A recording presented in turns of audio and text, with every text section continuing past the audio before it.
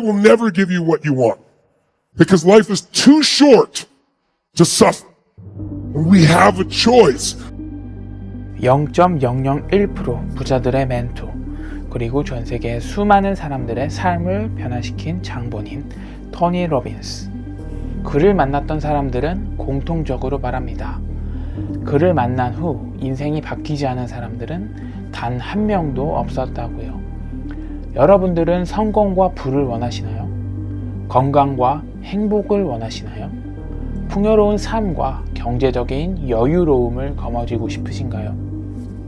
오늘의 영상이 여러분의 인생을 그리고 삶을 바꿀 수도 있다고 생각합니다. 바로 토니 로빈스만의 철학으로 말이죠. 토니 로빈스는 말합니다. 여러분 스스로가 바뀌려고 노력하지만 절대로 바뀌지 않는 그 이유 한 가지가 있다고요.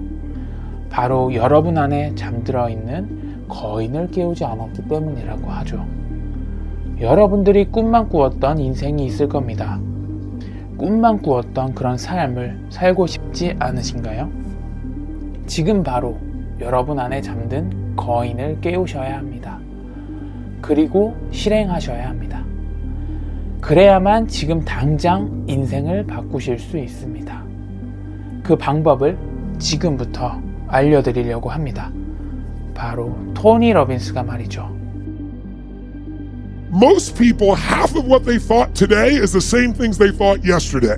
About themselves, about their life, about their business. That's why most people's lives don't change very much. But if you wake up and you start realizing, I'm living in a home, an emotional home I don't want, you can change it. See, because everybody's got it. If you got $1 billion, check this out. If you had $1 billion, but the habitual emotions you go back to are frustrated, pissed off, then your life is called frustrated and pissed off. It doesn't matter how much money you have. Write this down, please. The quality of my life is the quality of my habitual emotions. The quality of my entire life is nothing but the quality of my habitual emotions. I will find a way to get back there until I change that. How many of you see people in some part of the world? In my country, for example, you'll see this in the middle of America where there's certain places that have cyclones all the time. Or maybe down in New Orleans or places where every few years you get a huge storm that wipes out everybody right on the coast there. But then 2 years later, it happens again. They reveal it happens again. How many of you ever thought to yourself, why don't these people move? Why don't they move, guys? Because it's what they're conditioned. They call that home. I don't want to leave my home. It's what I know. It's easy to see when it's somebody else and it's physical.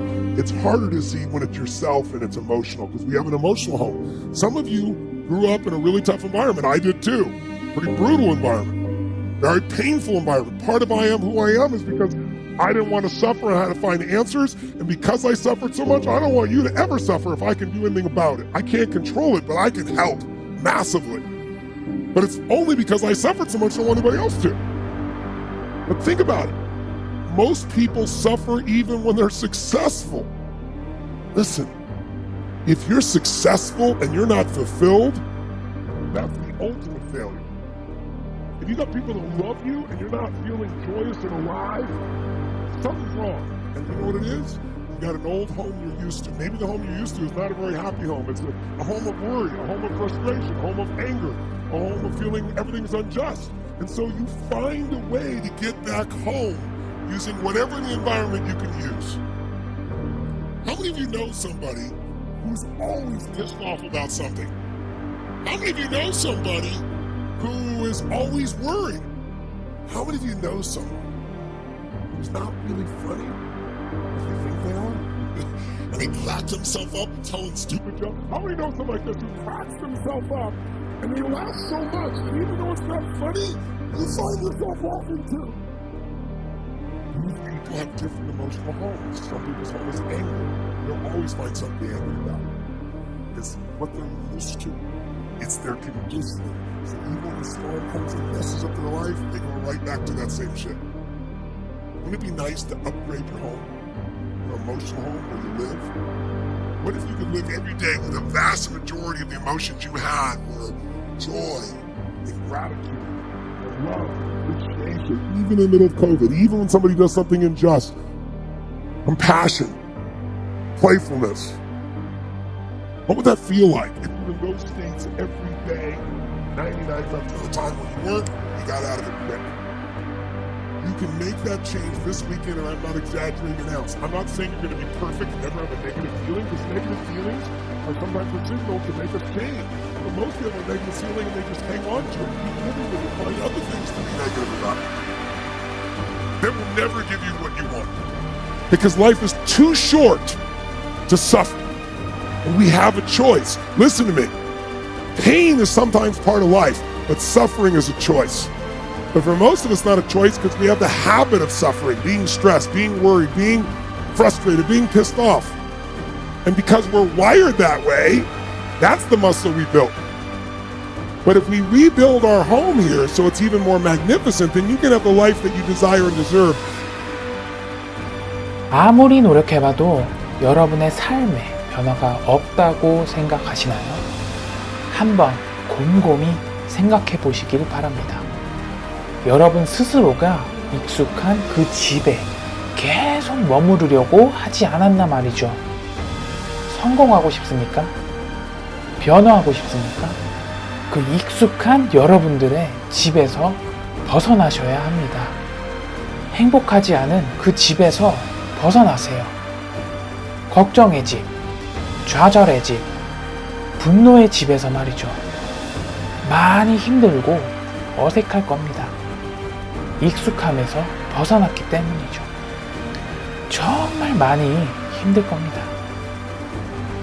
힘듦에 기대꽃이 마땅히 없을 수도 있습니다. 그리고 그때서야 이제 생각이 나겠죠. 과거에 익숙했던 그 집이 말이죠. 아마 미화가 돼서 되게 행복한 기억으로 기억이 날 겁니다. 그럼에도 절대 익숙하고 행복하지 않았던 그 집으로 돌아갈 이유를 만들면 안 되겠죠. 여러분들이 진정으로 원하는 삶을 살아가시길 바랍니다. 여러분의 집을 누구도 살아가고 싶은 집으로 인테리어 해보세요. 기쁨의 집, 감사의 집, 행복의 집으로 말이죠. 과정은 힘듦의 연속일 수 있습니다. 하지만 그 결과는 무엇보다 달콤할 것입니다. 오늘도 행복한 하루, 성장하는 하루 보내시길 바라겠습니다. 여러분의 하루 성장을 이뤄드리는 하루성장이었습니다.